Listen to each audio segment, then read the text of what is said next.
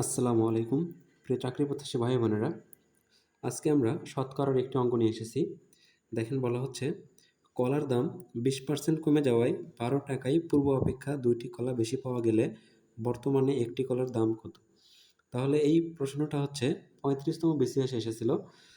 বলা হচ্ছে কলার দাম 20% কমে যাওয়ায়, তাহলে 20% কমে যাওয়ায় মানে 100 টাকায় কিন্তু 20 টাকা কমে গিয়েছে। তাহলে 100 টাকায় কমে কত টাকা?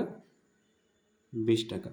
ওকে, কলার দাম 20% কমে যাওয়া মানে হচ্ছে 100 টাকায় কমে 20 টাকা।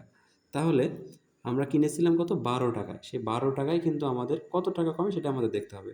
তাহলে 1 টাকায় কমে কত টাকা? 20/100, অতএব 12 টাকায় কমে হচ্ছে 20 গুণন 12/100। কাটাকাটি করি, 2 একে 2, 5 দুগুণে 10।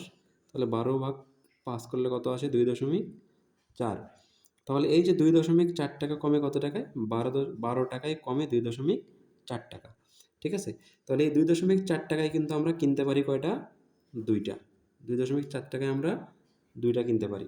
তাহলে আমরা 2.4 টাকায় যদি 2টা কেনা যায়, তাহলে আমাদের একটার দাম কত আসবে? 2.4/2। কত আসবে? 1.2 টাকা।